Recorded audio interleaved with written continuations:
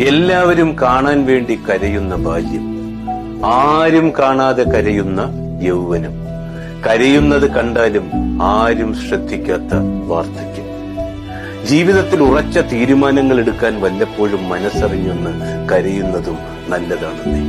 മനസ്സിൽ പെയ്യാൻ വെമ്പിക്കിടക്കുന്ന ഒരു കടലുണ്ടെങ്കിലും ആണുങ്ങൾ പലപ്പോഴും കരയാറില്ല, അഥവാ അവർ കരഞ്ഞാലോ അത് അത്ഭുതമാണ്. സ്ത്രീകളാണെങ്കിലോ അത് ദുർബലതയുമാണ്. കരയുന്നവരെ വില കുറച്ചു കാണരുത്. മിഴിനീർ കണങ്ങൾ കൊണ്ട് പടുത്തുണ്ടാക്കിയ സൃഷ്ടിക്ക് നൽകിയ പേരാണെന്നേ കരച്ചിൽ. കണ്ണീർ കണ്ണിൽ നിന്ന് മാത്രമല്ല, ആത്മാവിൽ നിന്ന് കൂടിയാണ്. വേനലാണെങ്കിലും അവിടെ വരൾച്ചയില്ല. വേദനിക്കുമ്പോഴെല്ലാം അത് നിറയും തുളുമ്പും.